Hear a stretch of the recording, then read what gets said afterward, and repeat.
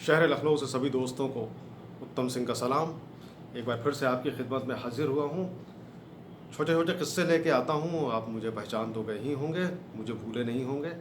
मेरा एक YouTube channel है कुछ सच कुछ कब के नाम से, जिस पर मैं इन किस्सों को, अपने कुछ कविताओं को, गज़लों को और आपकी भी रचनाओं को पोस्ट करता हूँ, फेसबुक पे शेयर करता हूँ। तो आज एक बात आपसे करना चाहता हूँ लखनऊ के कुछ दुकानदारों के बारे में। कुछ दुकानदार फेरी वाले, कुछ दुकानदार दुकान लगा के बैठने वाले, दो चार लोगों के बारे में मुख्तसर में ज़िक्र करना चाहूँगा। तो पहले बात करते हैं लखनऊ के फेरी वालों की। यहाँ पर जैसा कि बहुत कॉमन हो गया है, बहुत लोग सुनते होंगे कि यहाँ गर्मियों में जो ककड़ियाँ बिकती हैं तो किस तरीके से दुकानदार कहते हैं, ककड़ियाँ जो बताया जाता है कि जो सबसे पतली वाली होती हैं वो सबसे अच्छी होती हैं, उनमें हल्की मिठास सी होती है, अच्छी ककड़ी होती है। तो उसका पतलेपन का ज़िक्र करते हुए अक्सर लखनऊ के फेरी वाले आज भी कहते हैं कि लैला की उंगलियां हैं, मजनू की पसलियां हैं। तो ये चीज़ तो करीब करीब सभी ने सुनी हुई, ये सब जानते हैं।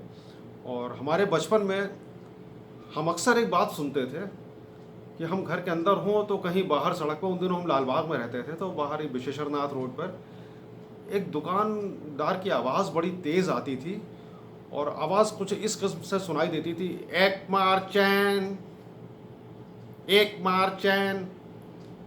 मैं अपने बचपन में समझ नहीं पाता था कि ये किसको चेन से मारने की बात कर रहा है। एक मार चेन, एक मार चेन, ये क्या कह रहा है, क्यों कह रहा है। वो एक दिन मैं अपने बचपन की उम्र में ही, जिस समय वो आवाज़ लगा रहा था, बाहर निकल आया देखने के लिए कि ये शख्स क्या कह रहा है, कौन है ये आदमी। जब बाहर निकले तो देखा एक बुजुर्गवार थे जो कि एक टोकरी में ढेर सारे अंडे लेके जा रहे थे और दरअसल वो कहना चाह रहे थे एग मर्चेंट। तो एग मर्चेंट को वो अपनी ज़बान में कह रहे थे एक मार चैन। तो मुझे बहुत हंसी भी आई और मुझे लगा कि हाँ ठीक है, किसी भी तरह से हो, बेचने वाला अगर लोगों को अट्रैक्ट कर लेता है तो लोग उसकी तरफ आते हैं, कुछ ना कुछ ख़रीद लेते हैं।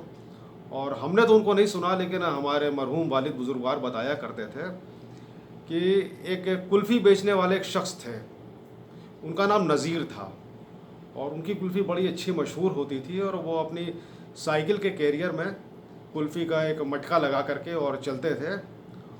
और वो शायद शेर व शायरी के भी शौकीन थे। तो वो जिस समय निकलते थे गली में या सड़क पे कहीं भी खड़े हो जाएं तो बुलंद आवाज़ से अपना एक शेर पढ़ते थे कि गलियों में कहता फिरता हर एक तिफ़्ल पीर है। तिफ़्ल माने बच्चा और पीर माने बुज़ुर्ग। गलियों में कहता फिरता हर एक तिफ़्ल पीर है, कुल्फ़ी नज़ीर की भी अजब बेनज़ीर है। बेनज़ीर मतलब बेमिसाल कुल्फ़ी, जिसकी कोई मिसाल ना दी जा सके। तो साहब बड़ी शायराना तरीके से वो बेचा करते थे। और चना बेचने वाले और कपड़े बेचने वाले सब अलग अलग तरह की आवाज़ें लगाते थे।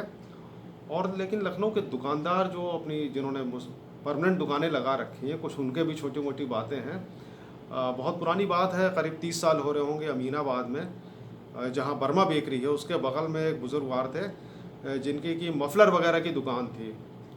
तो एक बार मैं उनके यहाँ मफलर ख़रीदने के लिए गया और मैंने उनसे कहा कि साहब ज़रा मुझे मफलर दिखाइए। तो उन्होंने मुझे कई मफलर दिखाए, जिनमें से दो मुझे पसंद आए। वो एक की कीमत 70 रुपये थी और एक की 80 रुपये थी। तो मैंने उनसे कहा कि ये दोनों देखने में तो एक से ही लग रहे हैं, छूने में भी एक से लग रहे हैं, तो दाम में 10 रुपये का फ़र्क क्यों है।